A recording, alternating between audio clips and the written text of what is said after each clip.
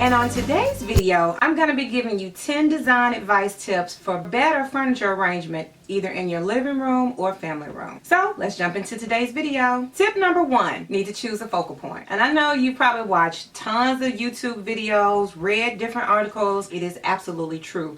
You have to select a focal point.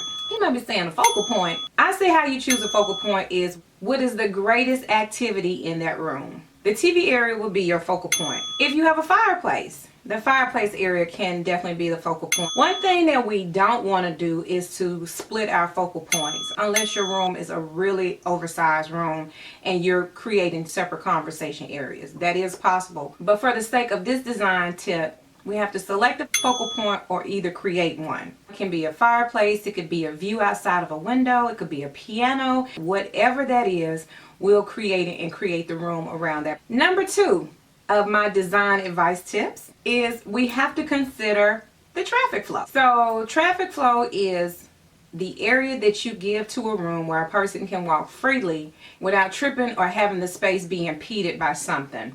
That if a person has to get up and every time they get up they have to walk in front of the TV, then we probably could create a better traffic flow. So if we don't have enough space to create the optimum traffic flow, we might need to purge. Number 3 of my design advice tips is balance. And what do I mean when I say balance? The size of furniture that you are placing in your space on whatever particular wall that may anchor it. That could be a sofa, that could be the size of the artwork, it could be the size of the chairs, or the size of your coffee table. So if you don't have a tape measure, you need to have one in your arsenal if you are going to be purchasing furniture.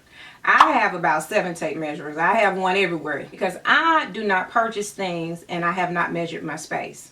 Because furniture showrooms are deceptive.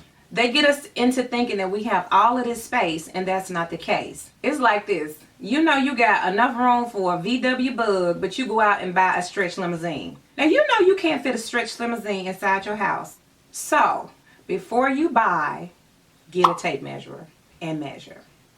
And that will help you maintain balance in your space, that you're not buying pieces that are too big or pieces that are too small. Number 4, we gotta stop pushing our furniture against the wall. Don't do it, don't do it, don't do it. So my sectional is actually on a wall, but it is not pushed against the wall. I do have a couple of inches from the sofa to the wall because every time somebody sits down on the sofa, it gently slides your sofa back just a little bit. In the end, you'll end up with a line on your wall that your sofa has made, and who wants to see a line on their wall that the sofa made? Or on the other hand, you got all of your furniture pushed up against the walls, and now what's happening is you're getting the bowling alley effect or the catwalk effect where someone is about to strut down it. So no more pushing furniture against the wall in 2021.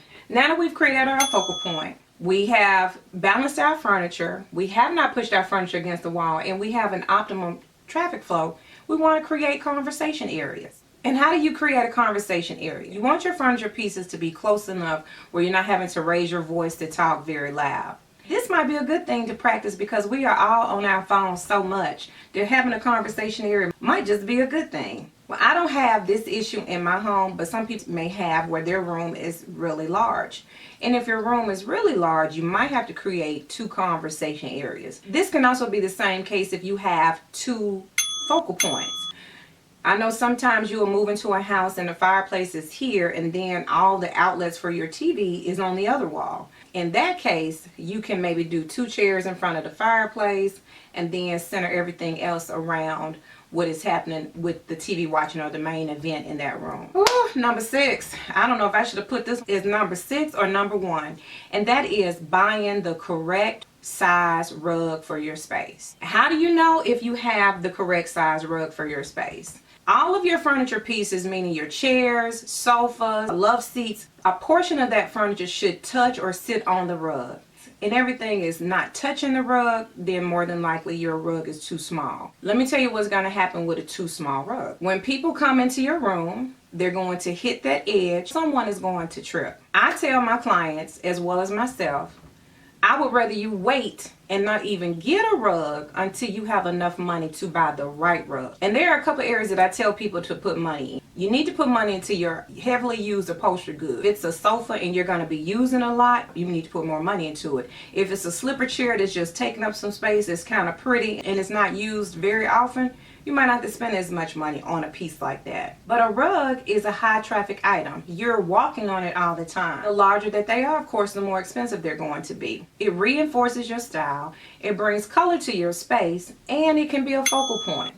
I say save your coins until you can buy the right rug, because if you go out because you're trying to herb and decorate your space and you get a little postage stamp of a rug, this is what's going to happen. Every time someone comes into the room, the edges are going to get kicked and get curled up, and you can't even invite your grandmama or somebody over to the house because every time they come over to your house, they're tripping on that cheap rug because the edges are curled up. Don't do it.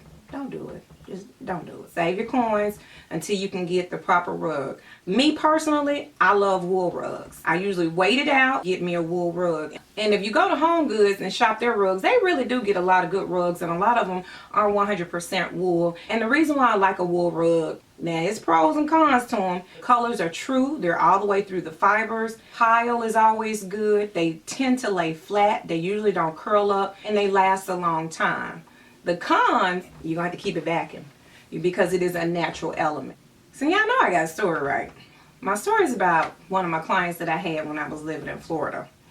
And I purchased rugs, but this was one of my very wealthy clients. We went out and did some rug shopping, and they was really just giving me free reign to pick the items. For many of us who don't know this, when you do spend money on rugs, especially expensive rugs, after so long, if you grow tired of that rug, and it is a reputable rug company, you can take your rug back, minus cleaning, pretty much exchange it for another rug of equal value. Rugs are big business. A rug can outlive you, so wait until you can get a rug that definitely is going to suit your space. Number 7, coffee tables. Well, I say bigger is better. Now, if your room is teeny tiny, you can't be going with an oversized coffee table, because a rule of thumb for inches between a coffee table and any object around it should be anywhere between 18 to 20 inches, and that'll give a person enough clear walk space. And it also allows a person, if they're going to place something on a coffee table, it's really within arm's reach, and they're always gorgeous to style. Matter of fact, I just purchased a coffee table. I did furniture in a box, y'all. I was watching this coffee table online, and it was a particular price, and then they knocked like $50 off, and I was like, let me go ahead and order them just see. Normally I will go out and buy one. So maybe in a future video, once I put it together, I'll do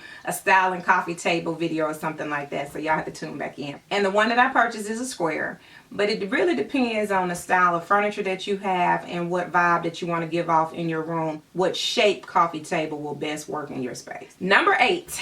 Since we just talked about the coffee tables, let's talk about side tables. You never want your side tables to be higher or taller than the furniture that it's sitting next to, if possible. And the reason is because it's more comfortable if you have to place something on the table that is the same level or lower than if you have to actually reach up to put something. It's kind of uncomfortable for your arm. You need to know the height of whatever that furniture piece is to make sure that you are in line for comfort. Number 9 is lighting. So when you're doing a lighting design, these are the 3 things that you need to think about with lighting. You have your ambient light, the light that's all the way around. You have task lighting, where you're actually doing something where you need focus light. And then you have accent lights. That might be a picture light or something shining down on a bookcase. So those are the 3 layers of light that you can bring into your design. And I will say, if the only light that we have in our space is that overhead police interrogation light, y'all, we're going to have to do better. We can add some table lamps, we can add a floor lamp, we can add some lighting over the bookcases. There are a lot of things you can do, uplighting behind a chair, behind a plant, so that it can give a more elevated look to your space. And I also talked about lighting in my last video. You definitely have to go and check it out, because if you have multiple choice in lighting in your house, and you don't know what I'm talking about, you need to go check that video out. And number 10, Y'all, we got to use the correct size artwork and hang it at the correct height. Just like a rug can feel like a postage stamp on the floor, a piece of artwork can do the same thing. You have this massive sofa and you have a piece of artwork that you love, but it is this big and you hang it above the sofa.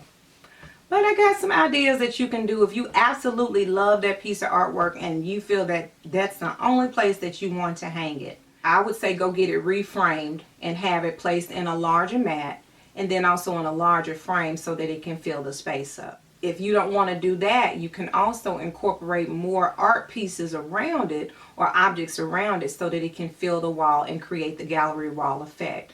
And your picture still stays where you want it to. But in 2021, y'all, no more postage stamp size artwork for our walls. So those are my 10 design advice tips for better arranging your furniture either in your living room or your family room. If you are new to my channel and you are not subscribed to my channel and you are still watching this video, you might as well go ahead and subscribe and become part of my family. You can also hit that notification bell and that will let you know every time I upload a new video. We can also connect over on Instagram and Facebook. So if you have any questions or comments, please make sure to leave them down below. And if you like this video, you can always give it a thumbs up. And if you're already part of my family, you know I got nothing but love for you. Thank you so much for watching. Thank you so much for your time. And until the next video.